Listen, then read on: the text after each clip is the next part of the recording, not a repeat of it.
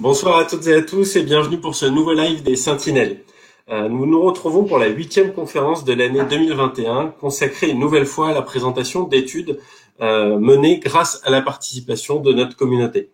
Nous avons en effet voulu mettre en avant cette année la contribution de notre formidable réseau de volontaires qui réunit aujourd'hui plus de 36 000 personnes qui répondent toujours présents à l'appel des chercheurs et des médecins qui ont besoin de votre participation pour faire avancer la recherche. L'objectif de nos conférences est de donner la parole aux chercheurs qui ont mené ces projets avec votre aide pour qu'ils vous en disent plus sur ces projets et surtout sur les résultats qu'ils ont pu obtenir grâce à votre participation. Mais l'objectif de ces rencontres est aussi de vous donner la parole pour que vous puissiez réagir à ces travaux et poser vos questions directement aux chercheurs. Ce soir, nous allons parler d'un sujet important, cancer et travail, et plus particulièrement comment conjuguer la maladie et sa vie professionnelle.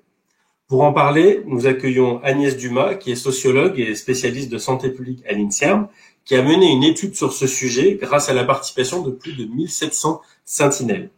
Elle sera rejointe dans la deuxième partie de la conférence par Anne-Sophie Tuzinski, chef d'entreprise et fondatrice du réseau Cancer at Work. Dans un premier temps, Agnès va vous présenter son étude et ses résultats. Vous aurez ensuite la parole pour aborder vos questions plus concrètes directement par l'intermédiaire de la plateforme par laquelle nous diffusons cette conférence, dans le chat. Vous le verrez, vous avez à votre disposition 3 espaces.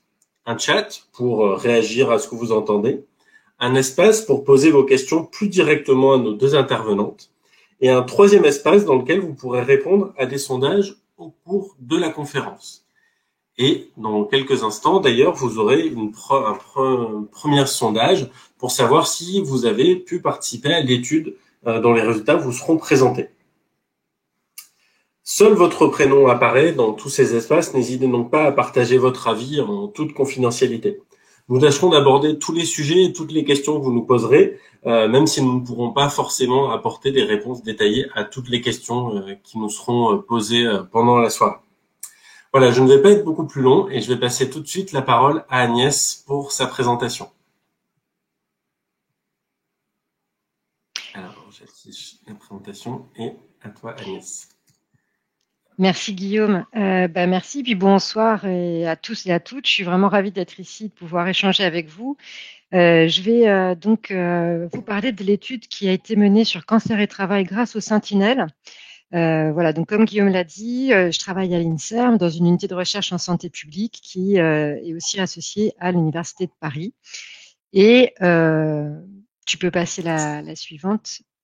Le plan de la présentation de ce soir, ça va être très simple. Je pense que vous avez déjà vu ces plans-là. C'est pas très original. Nous, chercheurs, on est toujours un petit peu comme ça, avec un cadre qui dit qu'il faut qu'on parle d'abord du contexte. Je vais donner quelques éléments voilà, de cadrage. Et puis, je vais vous parler un peu de la méthode, de ce qu'on a fait. Et puis, bien sûr, je vais vous parler des résultats. Et puis, pour tout cela, dresser une conclusion et puis amener à la discussion. Donc, tu peux passer, Guillaume. Alors oui, on a petite connexion à deux. En fait, on fait la présentation à deux. Et donc voilà, je commence par le contexte et directement, voilà. Cette diapositive, c'est la première qui permet un peu de poser les choses pour rappeler que il y a une très très forte progression du taux d'activité féminine sur les 50 dernières années. C'est toujours bien de se remémorer un petit peu les chiffres. Vous voyez donc 3 courbes. En rouge, c'est le taux actuel d'activité féminine. Et en fait, quand on regarde, j'espère que vous pouvez voir, on voit qu'on a plus de 8 Français sur 10 entre 25 et 55 ans qui travaillent. Et quand on regarde donc les courbes bleues et les courbes violettes, donc qui sont de 1962 et 1942, on voit qu'il y a quand même eu voilà une très très forte progression, presque le double en fait des femmes qui travaillent.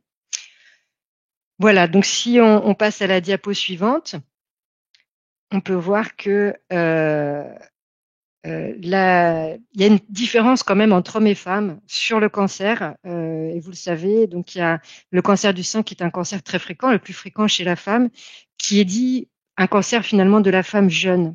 Femme jeune, pourquoi? Parce que vous voyez ici un peu l'âge moyen au moment du cancer. Eh bien, au moment du diagnostic, il est de 71 ans pour les hommes, de 61 ans pour les femmes. Et donc, finalement, une femme sur 3 a moins de 55 ans au diagnostic de cancer du sein. Alors, on a un petit outil donc dans ce chat avec des sondages possibles. Il y a une première question qui est disponible dans l'onglet sondage. Est-ce que vous voulez, avant qu'on continue plus loin dans la présentation, y répondre? Sachant que Donc la question est, selon vous, quel est le pourcentage de personnes qui sont en activité physique au moment du diagnostic de cancer? Donc 20%, 40% ou 60%? en activité professionnelle. Activité professionnelle, pardon, en activité physique, désolé. En activité Donc, à professionnelle. votre avis, avec les 2 diapos que je viens de voir, on a déjà peut-être une petite idée. Les sondages, donc on les voit ici. On le voit très rapidement.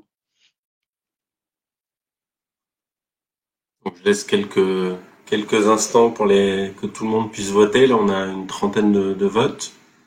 Donc je laisse encore quelques instants à chacun. Donc pour aller voter, vous pouvez aller dans l'onglet sondage qui est à droite de l'écran.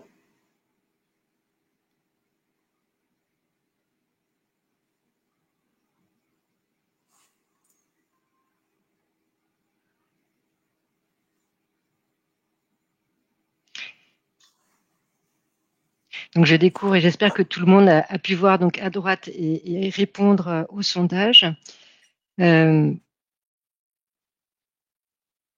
Sans plus tarder, est-ce que on peut voir les résultats? Donc alors il y a une personne qui a répondu 20%. On a ensuite 40% des personnes qui pensent qu'on est à 40% des personnes qui sont en activité professionnelle et une majorité, 56%, qui pensent que c'est 60% des personnes qui sont en activité professionnelle. Donc quelle était la bonne réponse, Agnès? Eh bien, quand on regarde tout cancer confondu, c'est 40% des personnes qui sont en activité au moment du cancer. Mais vous le voyez ici, quand on est dans le cadre du cancer du sein, on augmente cette proportion puisque une femme sur 3 a moins de 55 ans et qu'on a presque 80% d'activité. Donc, on a presque 50% des femmes au moment du diagnostic, par exemple, d'un cancer du sein qui sont en activité. Ça cache des disparités très importantes selon les diagnostics. Je vois qu'en fait, je peux passer les diapositives moi-même. Est-ce que c'est bien le cas? Oui, c'est bon. Tu peux passer une diapo. D'accord. Donc voilà, je peux donc voir ensuite. C'était notre seconde question. Excusez-moi, nous avions préparé nos différentes questions, nos différents sondages, mais on a eu des petits soucis techniques au moment de la préparation. On n'a pas complètement fini. Je crois que la deuxième question, elle est en rapport avec exactement avec la diapo d'après. Vous n'avez rien vu. Selon vous, combien de temps en moyenne dure un arrêt maladie suite au diagnostic de cancer? Donc tout cancer confondu, là aussi. À votre avis, en moyenne, combien de temps ça dure? Est-ce que vous-même, vous avez eu un arrêt de travail si vous avez été touché par la maladie? Voilà, est-ce que finalement, dans quelle est-ce que vous étiez dans la moyenne ou pas? Vous allez le voir tout de suite. Je vais moi-même répondre à cette question.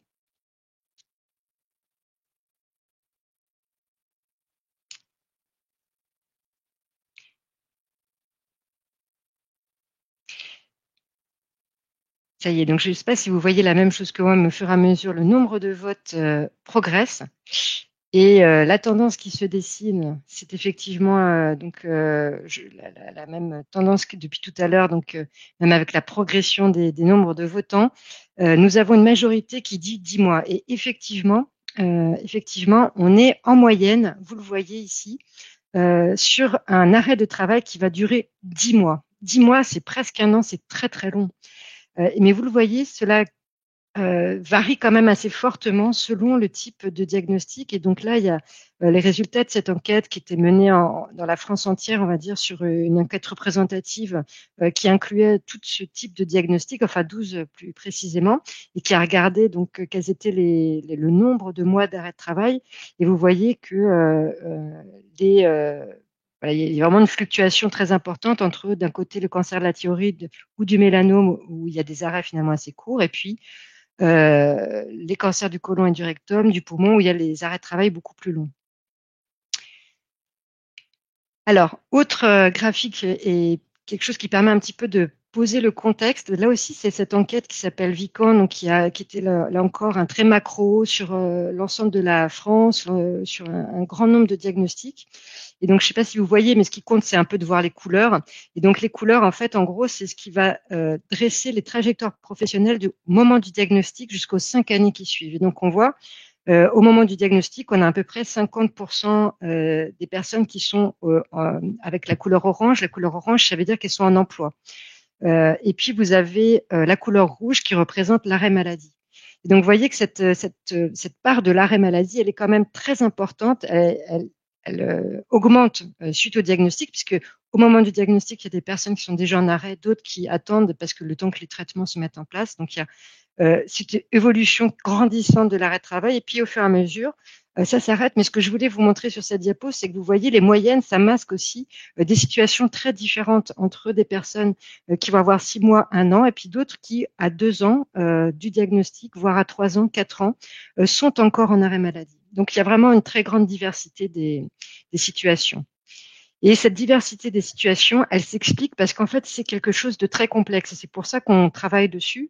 C'est parce que le maintien dans l'emploi suite à un cancer, vous le voyez, il dépend de beaucoup de facteurs, et notamment, donc bien sûr, des politiques publiques des droits du travail. Donc, en France, on a des politiques qui nous encadrent, mais c'est différent dans d'autres pays. Et puis ensuite, il y a trois éléments plutôt, pardon, qui vont influencer cette capacité à travailler.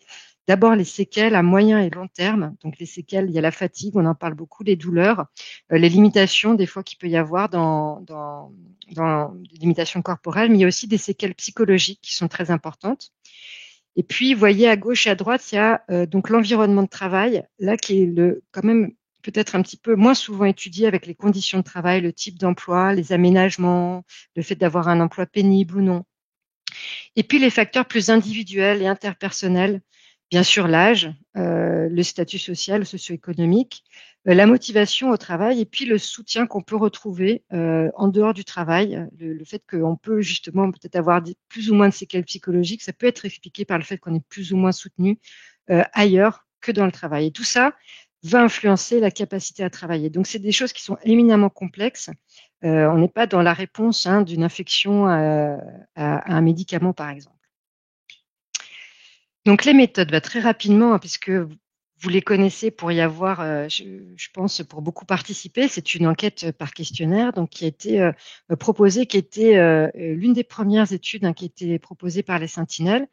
Et au total, on avait, quand on a restreint et délimité donc les données, un peu plus de 1400 sentinelles qui avaient participé, dont un peu moins de 1300 qui avaient eu un cancer du sein, puisque c'était vraiment au tout départ des sentinelles, il y avait quand même beaucoup de personnes qui étaient plutôt qui avaient été traitées pour un cancer du sein, et donc 1240 en emploi au moment du diagnostic. Donc c'est vraiment sur les données de ces personnes qui avaient eu un cancer du sein qu'on s'est concentré dans cette étude, parce que sinon on allait avoir des différences qui étaient trop qui n'étaient pas pertinentes, si vous voulez, pour les analyses, si on prenait d'autres types de diagnostics en compte. Donc le questionnaire, sur quoi il portait? Sur l'arrêt, puis la reprise au travail, bien sûr sur les séquelles et puis les limitations qui étaient perçues, et puis sur les trajectoires professionnelles connues depuis le diagnostic, donc non seulement l'arrêt de travail, mais aussi l'évolution vers l'invalidité, vers le handicap. Donc ces résultats, je vais les décliner. Juste avant, peut-être un petit mot sur quelles étaient les caractéristiques des sentinelles qui ont répondu. Vous le voyez à gauche, il y avait des femmes de toute la France, enfin plutôt donc pour le cancer du sein, des femmes bien sûr avec une représentation plus importante dans les grandes villes, Paris, Lyon, Marseille, on le voit à l'écran. Et puis sur les caractéristiques socio-démographiques, ce qu'il faut retenir, c'est que globalement, elles avaient 45 ans au moment du diagnostic, 50 ans au moment du questionnaire, donc à peu près 5 années en moyenne qui s'étaient écoulées. plus du tiers avaient des comorbidités, donc ça veut dire d'autres maladies, d'autres pathologies, d'autres problèmes de santé que le cancer du sein. Et puis, il y avait à peu près un tiers de cadres, un tiers de personnes qu'on dit des professions intermédiaires, 24% des employés et seulement 5% de commerçantes ou de femmes qui sont dans des professions ouvrières, donc avec une légère sous-représentation, on va dire, par rapport à la population générale. Et puis, sur les types de cancers ou le type de traitement, c'était assez représentatif, on va dire, de la population générale sur ce plan-là. Alors, déjà pour comprendre un petit peu, quels avaient été l'impact objectif, on va dire, quelles avaient été les conséquences de la maladie et des traitements sur la vie professionnelle, on voit que l'arrêt de travail, il était très souvent de moins de 6 mois, un petit peu, donc 35% de moins de 6 mois. Il y a quand même presque une proportion équivalente, c'était 6 mois à 1 an. Et puis ensuite, on a quand même presque un quart qui sont arrêtés pendant 1 à 2 ans, et puis 11% plus de 2 ans. Donc c'est à peu près, là aussi, ça correspond à peu près à ce qu'on retrouve dans d'autres enquêtes. L'arrêt de travail, c'est bien, donc c'est déjà une chose importante, mais ce qui est important aussi, c'est de savoir finalement, est-ce que le salaire, le revenu, il est maintenu pendant cet arrêt?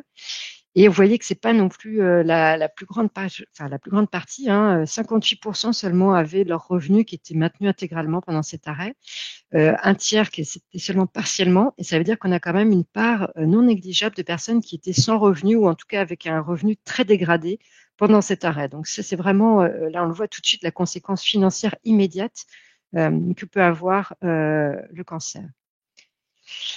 Voilà, autre point important, et là je pense que c'est vraiment ce que cette étude a apporté aussi, c'est plus d'éléments sur finalement quels sont les facteurs qui influent sur la capacité à travailler. Et d'abord déjà, la première chose, c'est de voir, on a 71% des sentinelles qui rapportaient un déclin dans leur capacité à travailler suite au traitement. Donc ce sont des traitements qui sont lourds, qui sont avec des conséquences importantes. Donc on a près des 3/4 des personnes qui disent, moi, là vraiment, j'ai ma capacité de travail qui a été amoindrie. Et ce qui est plus préoccupant, c'est qu'en fait, on a une part non négligeable, 21% des personnes qui rapportent un déclin persistant plusieurs années après. Donc le questionnaire, c'était la question, c'était finalement, est-ce que vous avez encore des séquelles aujourd'hui? Donc aujourd'hui, vous vous rappelez, on avait 5 ans à peu près entre le moment du diagnostic et le moment du questionnaire. Donc en moyenne, on est à peu près 5 ans après. Il y a encore chez 20% des personnes des séquelles qui impactent et qui font qu'on a un déclin de sa capacité à travailler. Et donc, vous pouvez voir, je l'espère, à droite, alors désolé, c'est en anglais, c'est une figure en fait qui montre les facteurs qu'on dit significativement associés à ce déclin persistant de la capacité à travailler. Donc, tout ce qui est dans le cercle rouge est ce qu'on dit significatif. Ça veut dire que c'est lié en fait à ce déclin de cette capacité à travailler.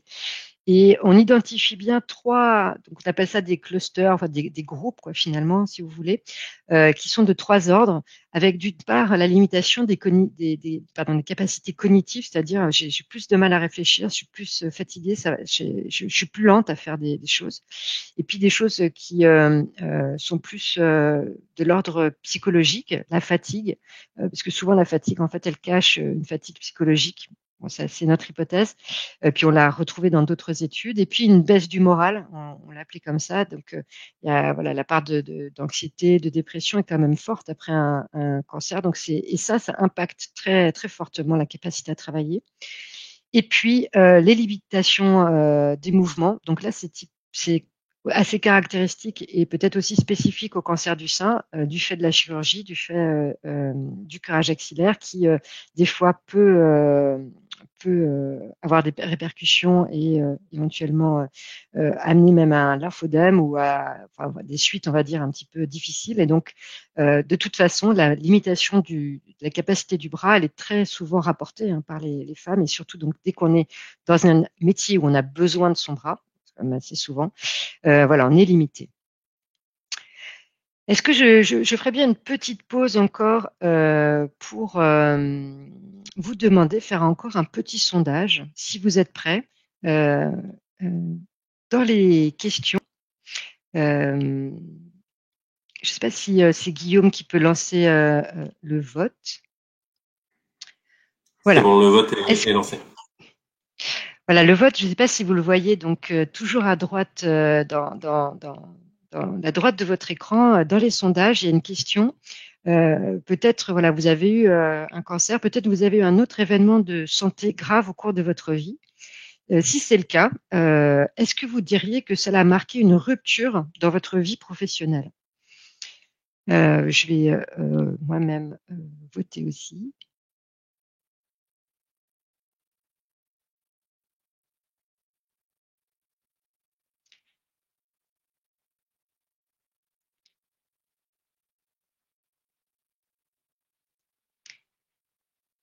Donc, si vous avez connu un cancer ou un événement grave de santé au cours de votre carrière professionnelle, diriez-vous que celui-ci a marqué une rupture donc dans votre carrière, dans votre vie professionnelle, enfin, pas forcément dans votre carrière, là, c'est dans votre vie professionnelle. Les votes se stabilisent et je peux donner les résultats, je ne sais pas si vous les voyez, mais en tout cas, je peux vous les donner à l'oral. Et 62% des personnes sont tout à fait d'accord, 28% plutôt d'accord, et puis 6% ni d'accord ni pas d'accord, et 4% pas d'accord. Donc, vous voyez que c'est une écrasante majorité qui pense que le cancer ou l'événement de santé qu'ils ont connu, que vous avez connu, a marqué quand même une rupture, un tournant dans votre vie professionnelle. Et on voit que c'est le cas, et c'est le cas assez normal. Donc, il y a, excusez-moi, parce que je pensais qu'on était à la diapo, on va passer cette diapo, je reviendrai dessus après.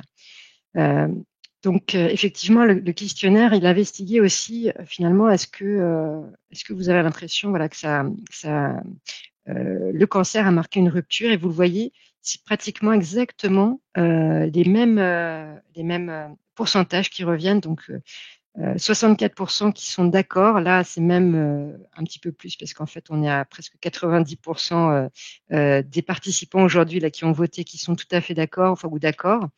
Mais c'est quand même énorme. C'est-à-dire que effectivement, bon, voilà, c'est quelque chose qui amène voilà, qui amène à reconsidérer certains aspects de sa vie. Ce qui est intéressant, c'est qu'on avait aussi posé la question, vous le voyez à droite de l'écran, justement, si vous deviez qualifier l'impact, parce que ok, bon bah ça marque une rupture, mais finalement, est-ce que c'était positif, est-ce que c'était négatif? Eh bien, nous, on n'avait pas posé la question du positif, mais en tout cas, est-ce que c'était négatif ou est-ce que c'était neutre? Et vous voyez que c'est très ambivalent, pardon, pas ambivalent, mais c'est très partagé. On a presque la moitié des personnes qui disent, bah oui, ça a eu un impact négatif, et d'autres qui disent que ça a eu un impact neutre. Bah forcément, parce qu'en fait, on a différentes trajectoires, différentes choses qui vont se passer. Donc, c'est là que je reviens donc sur cette diapositive que vous avez vue un instant, puisqu'on va avoir des trajectoires professionnelles qui vont être complètement bouleversées, de fait. Et donc, vous le voyez ici, c'était un autre aspect de l'étude qui a pu être menée, parce qu'en fait, la plupart des études et notamment à l'époque, la première étude Vican 5 dont je vous ai parlé n'existait pas.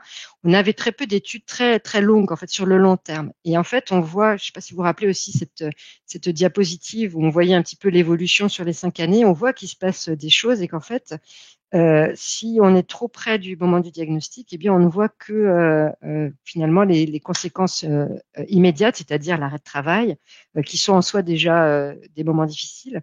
Mais ce qui se passe aussi, c'est qu'il y a quand même une évolution donc vers le handicap. Alors, il ne faut pas avoir peur de ce mot. Là, c'est quelque chose. On a regroupé ici ce qu'on appelle les différentes formes de reconnaissance administrative du handicap, soit parce que il y a ce qu'on appelle une RQTH, c'est quelque chose dont on parlera peut-être après si vous ne connaissez pas, c'est la reconnaissance de la qualité du travail handicapé, l'AAH qui est l'allocation adulte handicapé ou l'invalidité. Donc vous voyez qu'on a dans cette enquête une part vraiment importante, beaucoup plus importante que dans la plupart des études, ce qui s'explique par le fait qu'on était sur un très long terme.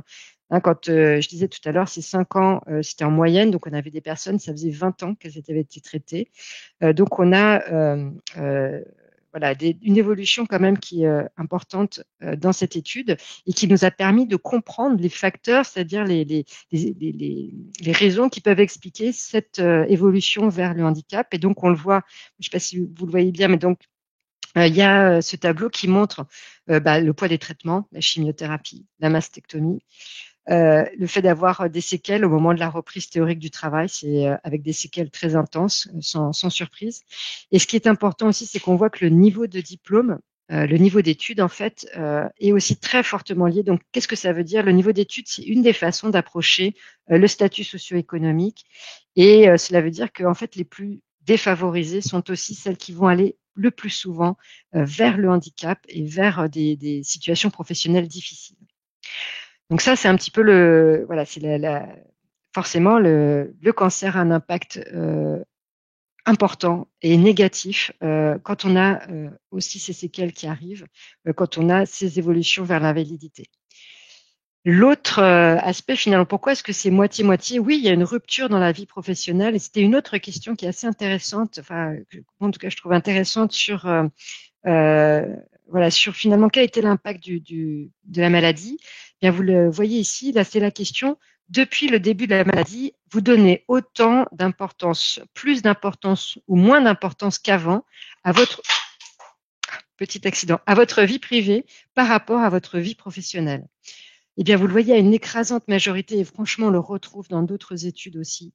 Il y a une évolution vers la vie privée qui est très importante. C'est-à-dire que le cancer vient effectivement faire une rupture professionnelle, mais il vient aussi bouger les choses et remettre en perspective finalement la vie, les priorités de vie et ce qu'on veut en faire. Et donc forcément, ça rebalance et ça remet en perspective aussi la façon dont on est dans son travail, dont on se sent bien dans son travail. Voilà, je vais arriver au terme de cette présentation en guise de conclusion et plutôt d'ailleurs en guise de discussion. La conclusion principale, vous l'aurez vu, je pense que vous l'aurez compris, c'est que cette étude montre l'impact énorme, très fort que le cancer peut avoir dans la vie professionnelle. Dans une autre étude que j'ai menée par ailleurs, il y avait un tiers des femmes qui disaient ne pas être suffisamment informées sur les possibles aménagements. Parce que là, j'en ai pas parlé, mais il y a beaucoup d'aménagements, puis ça bouge en fait. Et puis avec le télétravail, hein, je pense qu'il y a peut-être, on peut en discuter, mais là, je l'ai pas montré, mais dans l'étude, on avait justement que 2% des femmes qui avaient eu des aménagements, qui avaient eu recours au télétravail. Et voilà, on était donc à une autre époque. Et je pense qu'aujourd'hui, si on referait l'étude, on serait complètement dans des proportions complètement différentes. Voilà, donc il y a un besoin d'anticiper et de dialoguer avec l'employeur et les collègues. Hélas, le tabou est encore vif et empêche ce dialogue, il empêche peut-être cette anticipation. En tout cas, ça c'est une des pistes de discussion. Et moi, en tant que sociologue, et puis parce que je fais des enquêtes par questionnaire, mais aussi par entretien, je discute beaucoup avec les personnes. Et donc, je pense qu'il y a encore aussi des choses à améliorer de ce point de vue-là. Et puis, il y a un besoin très net de développer, d'évaluer des programmes d'intervention, d'aide et de soutien. Voilà, pour participer justement au développement de ce type de programme, on se pose beaucoup de questions sur le bon moment, en fait, pour parler de ça, parce que au moment du diagnostic, il se passe beaucoup de choses. Est-ce que c'est le bon moment pour en parler, mais est-ce que finalement plus tard, c'est pas trop tard? Voilà, ça peut être des choses dont qu'on peut évoquer dans la discussion ou d'autres encore. Voilà, je vous remercie beaucoup pour votre attention et puis surtout, je remercie toute l'équipe hein, parce que voilà, je préfère la présentation aujourd'hui, mais il y a beaucoup d'autres personnes qui ont contribué et notamment d'ailleurs l'équipe des Sentinelles puisque c'était vraiment une étude collaborative et participative à tout point de vue. Voilà, je vous remercie. Guillaume, je vous rends le micro. Je te rends le micro. Ouais.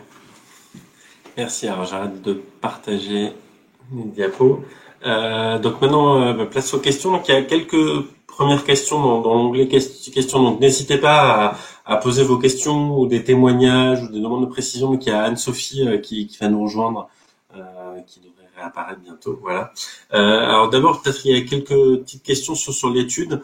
Une première question sur donc vous avez évoqué certaines difficultés qui peuvent apparaître après le cancer, par exemple des troubles cognitifs, ce genre de choses. Est-ce que dans l'étude vous avez regardé le lien entre ces difficultés dans l'après-cancer et le type de traitement?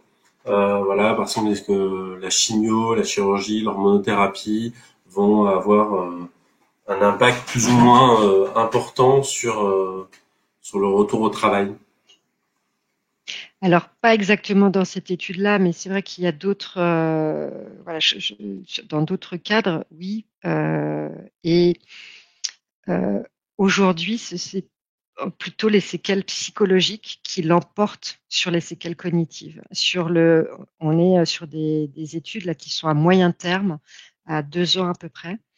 Et il y a quelque chose, on le sent, il y a effectivement on a des outils qui sont pas parfaits, mais qui mesurent quand même un petit peu ces impacts sur la cognition. Et aujourd'hui, c'est vraiment en train de démarrer ces études parce que c'est très difficile, c'est très fin.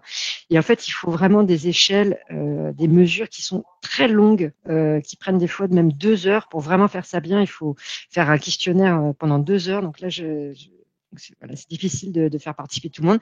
Mais en tout cas, quand on utilise des échelles approximatives, ce qu'on a fait dans le cadre d'une autre étude, on voit donc qu'il y a une tendance, mais quand on met l'ensemble des facteurs, quand on regarde l'ensemble des raisons qui peuvent expliquer ces difficultés pour le retour au travail, c'est quand même la dépression, les symptômes dépressifs qui prennent le dessus. Voilà. D'accord. Alors, il y a une autre question, savoir si on a des retours de personnes qui ont eu un cancer métastatique et qui retournent au travail toujours avec un traitement. Donc là, on a parlé en effet des arrêts de travail. Euh, comment ça peut se passer, ces retours, peut-être avec du temps partiel, temps Mm. partiel Alors ça, thérapeutique. c'est un peu le point aveugle pour l'instant des recherches, parce que c'est vrai que voilà, pour des raisons de faisabilité, en fait, souvent, on a des études qui s'intéressent à ce qu'on appelle les cancers du sein plutôt précoces, voire sinon ce qui s'arrête en fait justement avant les cancers métastatiques. Et je vous avoue que moi personnellement en France, je connais pas d'études qui ont été menées qui incluent ces femmes-là. Et sachant qu'en fait, je sais pas si vous vous rappelez la première diapo, mais on voit quand même qu'il y a une partie aussi non négligeable de personnes qui ne s'arrêtent jamais de travailler. Alors qui peuvent bien sûr être dans des professions où on peut se permettre de ne jamais arrêter de travailler. Mais il y a effectivement, et moi j'en ai rencontré beaucoup en entretien qui ont continué de travailler pendant les traitements parce qu'elles en avaient envie, parce qu'elles le pouvaient. C'est sûr qu'on n'est pas tous logés à la même enseigne, selon qu'on a un métier plutôt manuel où il faut pointer faut aller se rendre voilà, en entreprise, etc. Selon qu'on peut télétravailler, travailler avec son ordi un peu n'importe où, s'arrêter si on est fatigué, etc. Alors ensuite, il y a quelques questions plus par rapport aussi au profil et aux catégories socio-professionnelles des personnes. Euh, il y a donc Marie-Lise qui demande si on a la proportion des personnes qui ont répondu à l'enquête qui sont chefs d'entreprise au moment du diagnostic et si elles le restent à l'issue des traitements. Donc ça, c'est peut-être pour Agnès, puis aussi pour Anne-Sophie qui peut peut-être aussi nous raconter, enfin, nous donner des éléments sur comment ça se passe quand on est chef d'entreprise. Je peux dire dans l'étude déjà qu'il y avait voilà une part faible, mais quand même, enfin, on ne pouvait pas mener des analyses spécifiques sur cette question-là. Moi, j'ai mené par ailleurs aussi des études là-dessus, et généralement celles qui ne s'arrêtent pas de travailler, ce sont les chefs d'entreprise, et celles qui sont, et ça s'est montré, si vous voulez, dans l'enquête nationale dont j'ai parlé en introduction, les artisans, commerçants et chefs d'entreprise sont ceux qui souffrent le plus à la fin dans leur trajectoire professionnelle par rapport aux salariés de l'impact du cancer. Et peut-être Anne-Sophie, je suis sûre que tu peux compléter ou donner ton opinion. Alors, j'ai pas d'études plus que toi, Agnès, hein, sur le sujet. D'ailleurs, je crois pas qu'il y en ait qui soient spécifiquement menées à date sur ce sujet. Ce qui est sûr, c'est que quand on est indépendant, ce que j'ai été longtemps, quand on est artisan, quand on est commerçant, les agriculteurs également ou chefs d'entreprise, on est souvent confronté à un choix qui peut être douloureux, celui de continuer à travailler pour conserver un revenu ou de se soigner et d'arrêter. Et on le sait, l'OIT le dit, on a une évolution du travail en France et dans le monde qui tend vers de plus en plus d'indépendance. C'est d'ailleurs parfois un moyen pour les personnes malades de revenir à l'emploi que de devenir indépendant ou de créer leur entreprise. Et on a un système de protection sociale qui demande à être largement amélioré pour la prise en charge de ces publics, alors qui aujourd'hui dans la population active au sens large restent minoritaires, mais qui vont croissant. On a 10% de la population active qui est à son compte environ. Il y a des indemnités journalières qui sont, on va dire c'est maximum 50 € par jour pour pouvoir au moins se nourrir et se loger en cas de vraiment de cessation d'activité. Jusqu'à très peu, les conjoints collaborateurs n'avaient même pas droit à des indemnités journalières. Donc il y a eu des améliorations quand même, mais on est très très loin. Et puis il y a vraiment cette spécificité sur les professionnels indépendants. Qui voilà, c'est moi je pense en tout cas s'il y a des choses à faire, et puis on en a fait d'ailleurs avec l'ex RSI pour essayer d'aider justement les indépendants. Le RSI, c'était la caisse, si vous voulez, de sécurité sociale des indépendants, qui aujourd'hui est intégrée à l'assurance maladie au régime général. Mais voilà, il y a vraiment des choses à mener. Alors, il faut pas, c'est un guichet unique, mais ça ne veut pas dire que les indépendants et les salariés du régime général ont les mêmes droits. C'est parfois un peu confusant d'ailleurs pour les personnes qui me disent souvent, mais de toute façon maintenant, pas de souci, je peux être indépendant ou indépendante. C'est le même statut que les salariés du régime général. Non, c'est le même guichet. C'est pas tout à fait la même chose. Je voudrais saluer au passage les travaux d'une association formidable. Je crois que c'est la seule dédiée en France au sujet justement à l'accompagnement des chefs d'entreprise et des indépendants. Il s'agit de l'association CARE 13, CAIRE 13, qui est à Marseille et qui a un projet d'extension dans différents territoires en France. Et c'est probablement peut-être le seul point d'appui réellement dédié aux indépendants et aux chefs d'entreprise confrontés à la maladie. N'hésitez pas, si je vois que Marie-Lise a notamment à plusieurs questions autour des chefs d'entreprise et des indépendants, n'hésitez pas à vous rapprocher de cette association qui fait des choses extrêmement intéressantes et très soutenantes pour le coup. On a une autre question aussi de Cinda sur l'impact du retour à l'emploi des cadres. Est-ce qu'on a, là aussi sur une autre catégorie des informations? Donc on a vu qu'il y avait des impacts qui étaient différents. Donc dans l'étude, si je me rappelle bien, vous n'avez pas fait par rapport au type d'emploi, mais par rapport au niveau d'études. Voilà, donc est-ce qu'on a des informations sur les cadres? Oui, on voit que justement, les cadres, c'est souvent des personnes qui vont avoir un niveau d'études supérieur, oui. Donc bac plus 5, bac plus 3, bac plus 5 selon les générations. Et c'est ce que montrent toutes les études, et ça c'est en France comme à l'international. Si on compare en fait entre familles professionnelles, entre ce qu'on appelle les catégories socio-professionnelles, voilà, artisans, commerçants, on a les cadres, ensuite on appelle des professions intermédiaires, c'est ce qu'on appelait les cadres moyens avant, donc c'est plutôt les personnes qui vont être infirmiers, auxiliaires, etc., techniciens, et puis les employés, donc c'est quand même beaucoup les personnes dans le service de vente, ou alors sinon les employés administratifs. Donc les cadres vont se distinguer de toutes les autres catégories socio-professionnelles, et ce dans tous les pays par un moins fort impact, on va dire, du cancer, donc moins d'arrêt de travail, un arrêt de travail moins long, moins de séquelles aussi, moins de séquelles rapportées, parce qu'en fait, voilà, il y a aussi ça rejoint plutôt ce qu'on appelle un peu les inégalités sociales de santé, les déterminants sociaux de la santé. Il y a une plus grande propension chez les cadres à pouvoir gérer des séquelles, à avoir accès aux médecins, à pouvoir avoir les ressources financières, matérielles, pour pouvoir gérer les séquelles, aller aussi faire la démarche et pouvoir y avoir auprès de soi des professionnels qui vont les aider à surmonter aussi sur le plan psychologique les choses. Bref, voilà, donc elles s'en sortent un peu mieux, ce qui n'empêche que c'est toujours voilà, difficile de comparer, mais il y a de toute façon, quand même un impact qui est fort. Il y a des personnes qui sont cadres et qui vont évoluer dans leur trajectoire professionnelle, qui vont connaître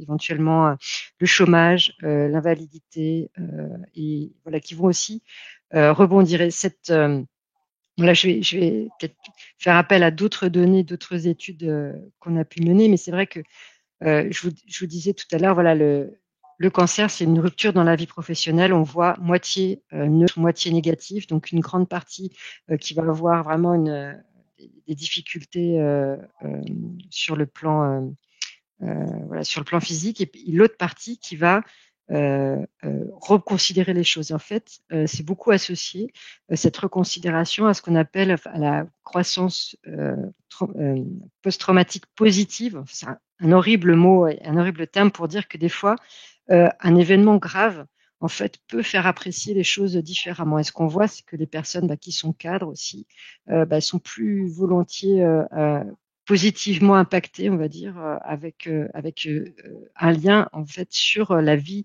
et cette vision de la vie professionnelle. Donc ça, c'est une petite particularité aussi qu'on peut souligner. Mais voilà, tout ça est lié forcément aux conditions de travail qui sont radicalement différentes entre professions. Alors, il y a une question de Régine qui rejoint aussi d'autres questions. On pourra revenir après sur le mi-temps. Donc elle nous demande, lorsqu'on reprend le travail à 100%, si la fatigue arrive plus tardivement, par exemple dans le cas de l'hormonothérapie, est-ce qu'on peut rebasculer en mi-temps thérapeutique? Et comment ça se passe? Si c'est possible, quelles sont les démarches Alors, d'abord, le terme même de mi-temps thérapeutique, c'est un abus de langage. En fait, il s'agit d'un temps partiel thérapeutique qui peut être mobilisé à n'importe quel moment en fait de la vie et qui d'ailleurs n'est plus depuis quelques années obligatoirement consécutif à un arrêt temps plein. Donc, on peut directement passer en temps partiel thérapeutique. Il faut avoir en tête que ce temps partiel thérapeutique, il est évolutif dans le temps. Donc, on peut, par exemple, passer à temps partiel à 50%, puis à 80%, avant de revenir à temps plein, si on revient à temps plein. Il a une durée maximum, en tout cas pour les salariés du régime général de la sécurité sociale, parce qu'on a cette particularité d'avoir plusieurs régimes et donc à chaque fois des cas de figure qui sont variables. Il est limité dans la durée à 1 an, comme l'arrêt de travail est lui limité à 3 ans. Si on a besoin de rester en temps partiel thérapeutique de manière plus durable, dans ce cas, on peut réfléchir à une reconnaissance de qualité de travailleur handicapé, la fameuse RQTH qu'évoquait Agnès tout à l'heure, et qui en fait évalue l'impact des conséquences de la maladie sur la capacité professionnelle des personnes à occuper les mêmes fonctions qu'avant. Alors, cette RQTH, elle fait peur. Souvent, on me dit, moi, je suis malade, je suis pas handicapée, ce qui en dit long sur les représentations que nous portons tout à chacun sur les personnes handicapées. En l'occurrence, moi, je suis travailleur handicapé, je suis chef d'entreprise handicapée. Et ce statut, qui est revu d'ailleurs tous les 5 ans me concernant, eh bien, il m'aide à adapter au quotidien ma vie de chef d'entreprise et les modalités de mon travail aux conséquences de la maladie. Ouais, c'était Régine. Régine, j'espère avoir répondu à votre question. Sinon, n'hésitez pas à demander des précisions. Ou à appeler, j'en profite, ou à appeler la ligne téléphonique solidaire de We Care at Work qui s'appelle Allo Alex, qui est complètement gratuite, tant le numéro que le service, et que vous pouvez joindre au 0800 400 310.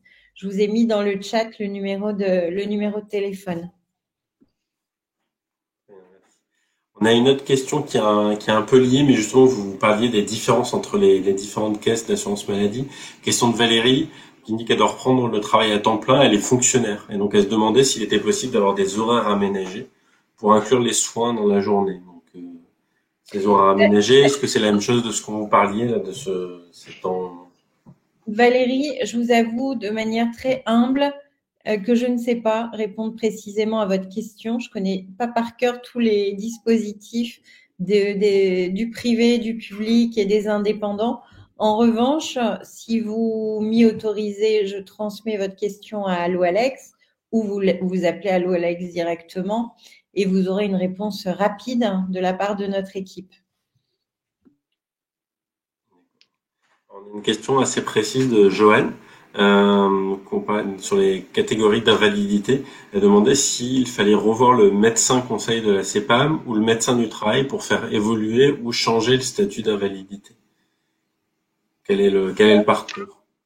C'est le médecin conseil de la sécurité sociale qui, in fine, prendra la décision concernant l'invalidité.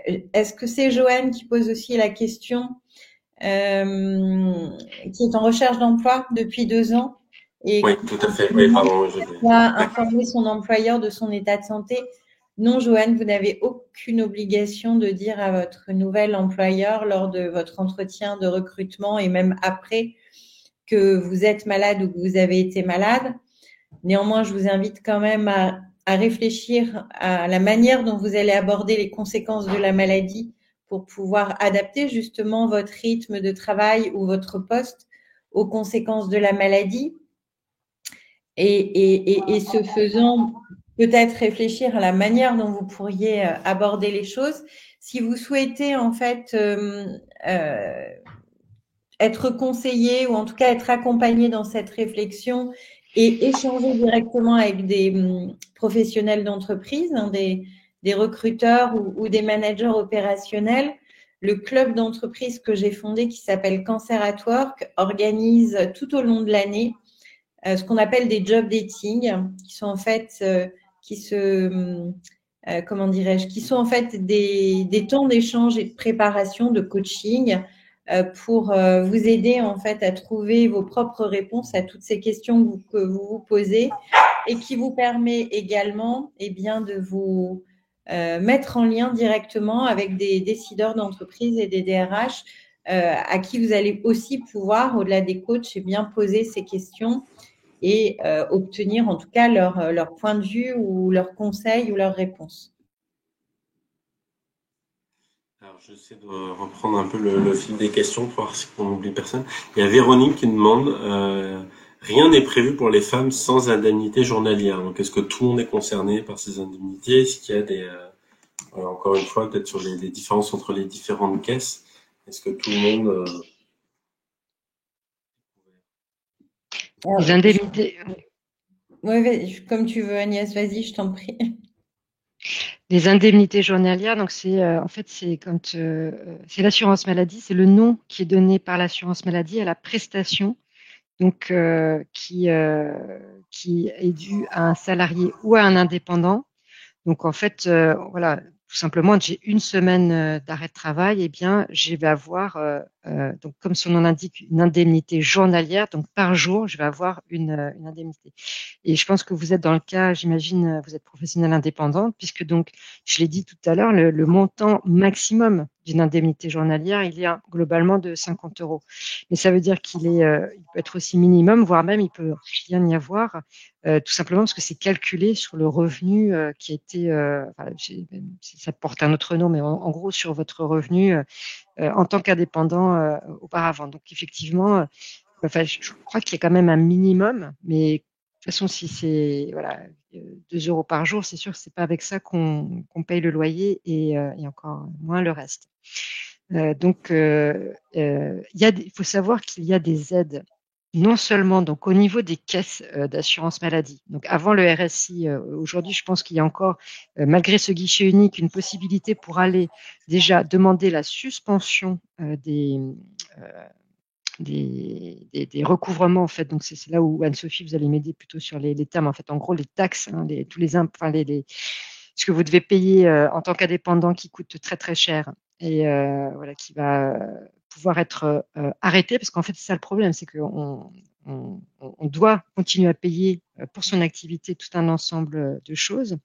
Et puis donc il y a la caisse d'assurance maladie qui peut des fois délivrer des aides exceptionnelles, mais il y a aussi les associations, la Ligue nationale contre le cancer.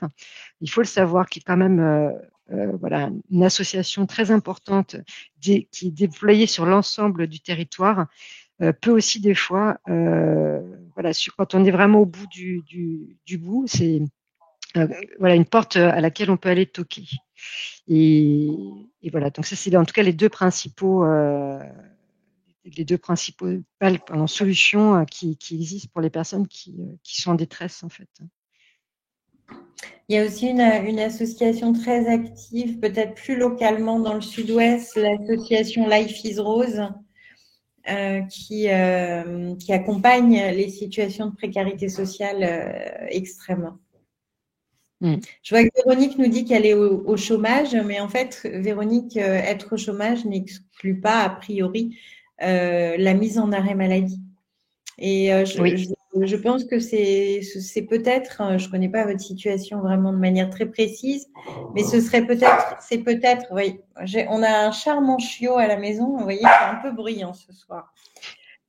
Ce serait peut-être une erreur que de penser que comme vous êtes au chômage, donc plus souvent chez vous, il ne faut pas vous mettre en arrêt maladie. Parce qu'en fait, le chômage, il est fait pour vous permettre de revenir à l'emploi. L'arrêt maladie, il est fait pour vous soigner. Donc, je pense que c'est intéressant peut-être que vous étudiez ce point-là et que vous vous interrogiez sur l'opportunité de passer en arrêt maladie plutôt que de rester au chômage et peut-être d'arriver en fin de droit au moment où vous reprendrez le travail. Alors, il y a une question d'Isabelle qui nous permettra peut-être de revenir sur certains des termes que Agnès a évoqués dans sa présentation sur la RQTH. Donc, de quelle façon la RQTH permet-elle d'aménager son temps de travail? Et on pourra peut-être, voilà. Cette reconnaissance de qualité de travailleur handicapé, elle va permettre à la médecine du travail, en coopération avec les ressources humaines ou la direction de l'entreprise et vous-même, eh bien, d'apprécier en fait les aménagements nécessaires pour que vous puissiez rester en emploi dans des conditions adaptées. Alors, ça peut être le temps de travail, ça peut être aussi une adaptation physique de l'ergonomie de votre poste de travail, mais c'est finalement ce statut qui va ouvrir droit ou qui va vous amener en fait à cette évaluation et pour votre employeur à une prise en charge financière en fait des aménagements nécessaires. Ou en tout cas un soutien. La prise en charge n'est pas toujours totale, mais en tout cas un soutien. Donc, c'est un accompagnement précieux dans toutes les entreprises, les petites en particulier, où parfois la surface financière même de l'entreprise ne permet pas de financer tous les aménagements. Et puis, il y a d'autres choses qu'on ignore sur la reconnaissance de qualité de travailleurs handicapés.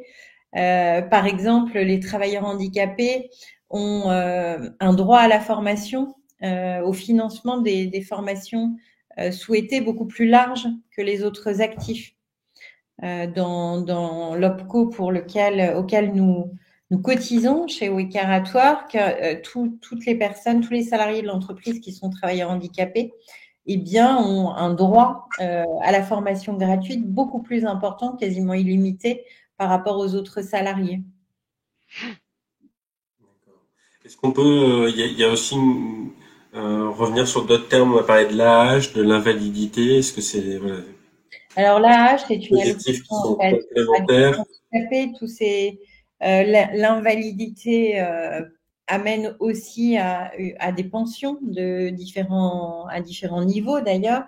Tous ces dispositifs, en fait, ils visent à compenser les conséquences de la maladie qui diminuent soit les capacités, soit les revenus. Alors, j'aime pas trop ces termes-là parce que finalement, ça nous ancre beaucoup, je trouve, dans une posture de diminution, alors que j'ai à cœur au quotidien d'inviter aussi les personnes à regarder ce que la maladie, en fait, peut développer, ce que l'expérience de vie de la maladie peut développer chez elles comme compétences et qualités qui va être utile à leur projet professionnel. C'est un peu les mêmes schémas finalement que pour ce qui concerne le handicap d'ailleurs ou les personnes handicapées.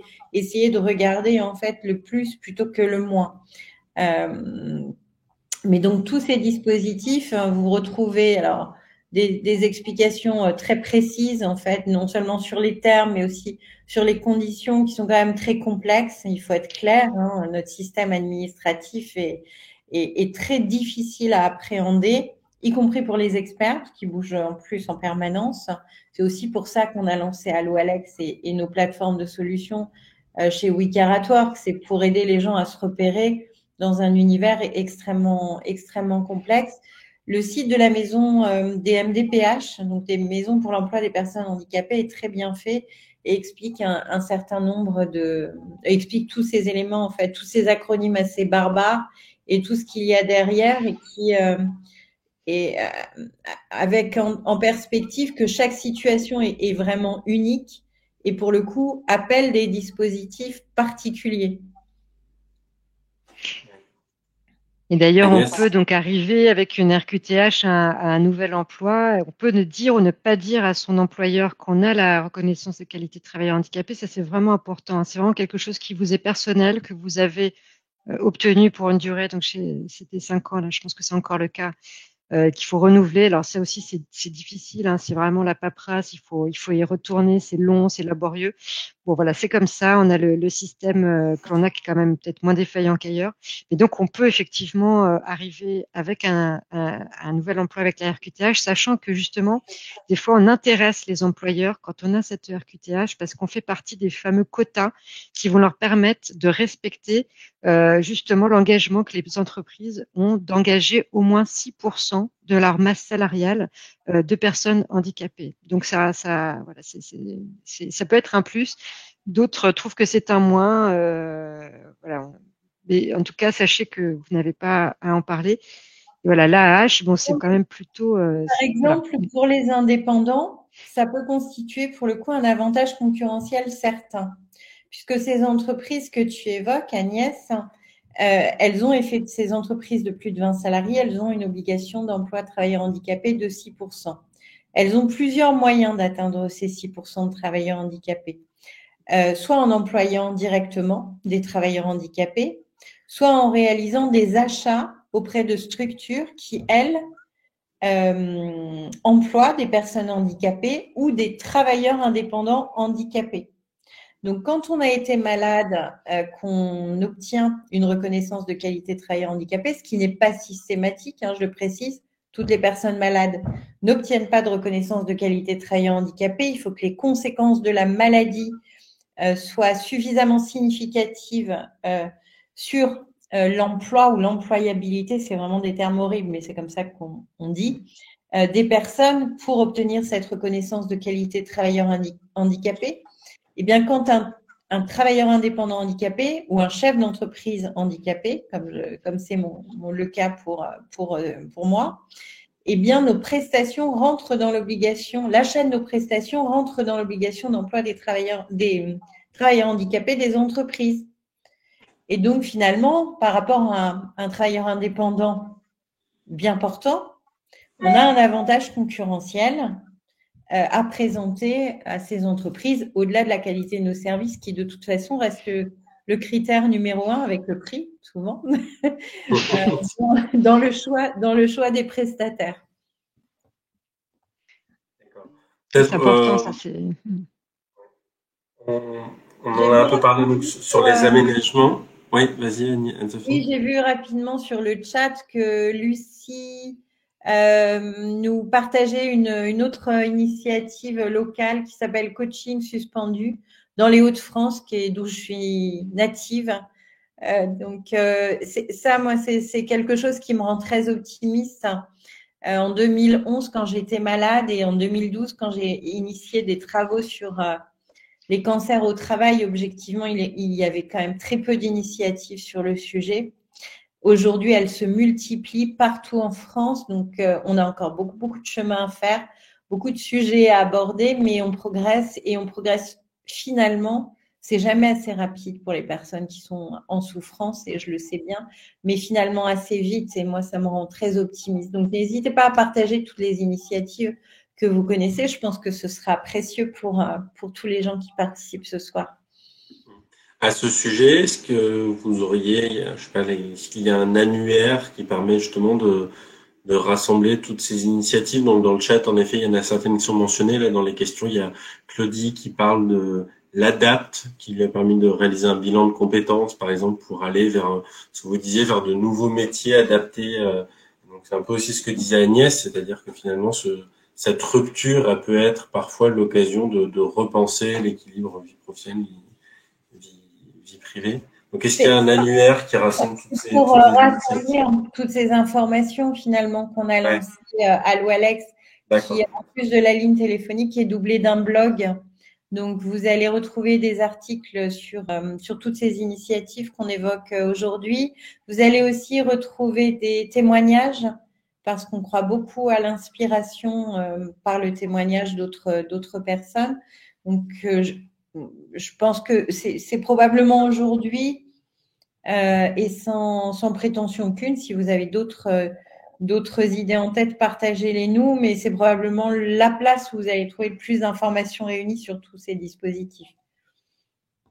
C'est la raison d'être, en fait, à l'Oualex.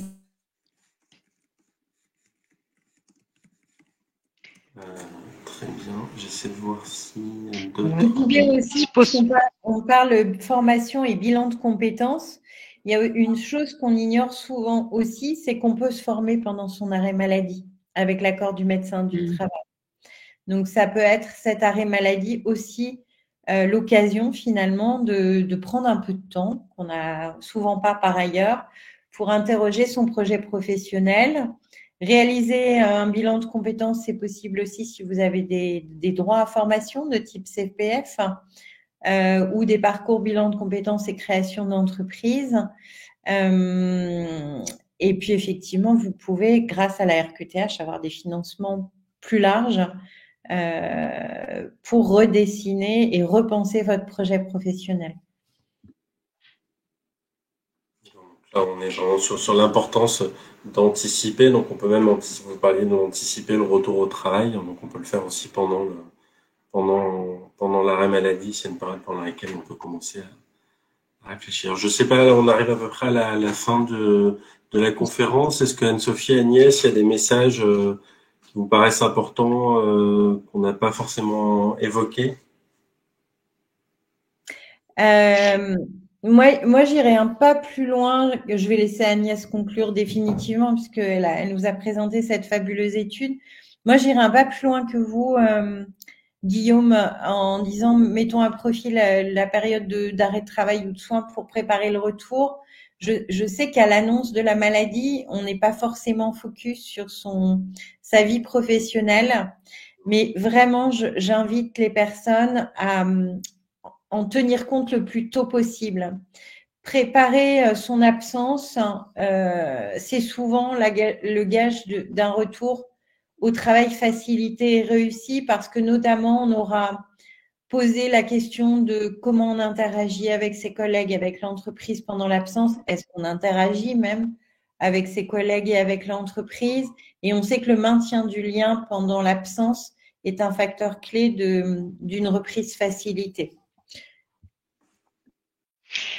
Tout à fait, c'est un petit peu ce que j'ai esquissé, c'était la question aussi en discussion. Je pense que c'est voilà, faut pas penser que vous êtes seul. Enfin voilà, c'était un peu le message de cette présentation, de pas sous-estimer en fait le poids et à la fois que peut avoir sur la santé physique, psychique, sur beaucoup de choses. Donc peut avoir l'expérience de cette maladie, du cancer, mais aussi plus largement de la maladie, il faut s'y prendre tôt, qu'on n'a plus des carrières uniques, c'est fini, qu'il y a quand même voilà une possibilité aujourd'hui pour la reconversion, que les modes de travail aujourd'hui quand même vont évoluer, même si je te rejoins Anne-Sophie, ça va toujours trop lentement quand on est dedans.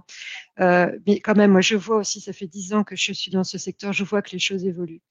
Et sur le plan local, voilà, il y a des associations, faut pas hésiter, hein, les associations. Donc je parlais de la Ligue, mais en fait il y a plein d'associations. Il faut essayer de chercher au niveau local des fois d'autres associations. Et je pense que l'initiative de Allo Alex, elle est superbe, elle est vraiment magnifique parce qu'en fait c'est ça.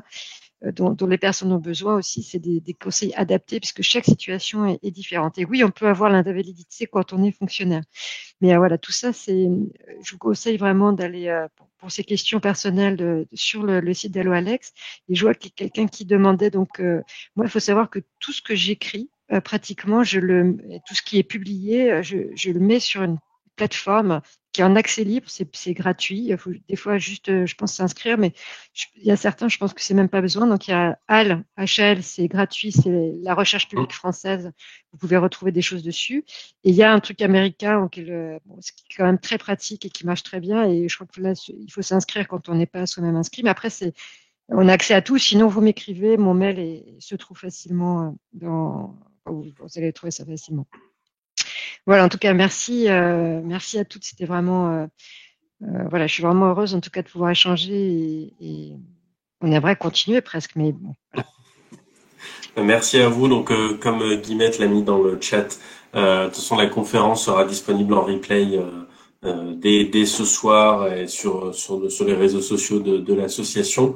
Je voulais aussi dire avant de conclure qu'il y a une autre étude qui est en ce moment menée par Agnès sur le droit à l'oubli, donc avec les sentinelles. Donc l'étude est accessible sur le site de l'association. Donc si vous n'êtes pas déjà membre des sentinelles, n'hésitez pas à vous inscrire, c'est très simple et vous pourrez donc participer à cette étude. Vous retrouverez toutes les informations sur le site internet de l'association. Et si vous voulez encore en savoir plus sur les sentinelles, n'hésitez pas à vous connecter pour la dernière conférence de l'année qui aura lieu le 16 décembre. Et on accueillera donc Guillemette Jacob et Fabien Rayel, qui sont les deux cofondateurs de l'association et qui pourront tout vous dire sur la création de l'association, comment ça fonctionne, quelles sont les ambitions de l'association, qui sont vraiment de rapprocher les citoyens et les chercheurs. Et c'est ce qu'on a essayé de faire ce soir sur ce sujet du cancer et travail. Encore vraiment un grand merci à Anne-Sophie et à Agnès pour votre présentation et les réponses aux questions. Merci à toutes les participantes de cette conférence et je vous souhaite une très bonne soirée. À très bientôt. Merci pour votre invitation et bonsoir à toutes et tous. Merci. Bonne soirée. Guillaume, tu l'emportes encore. Au revoir. Au revoir. Au revoir.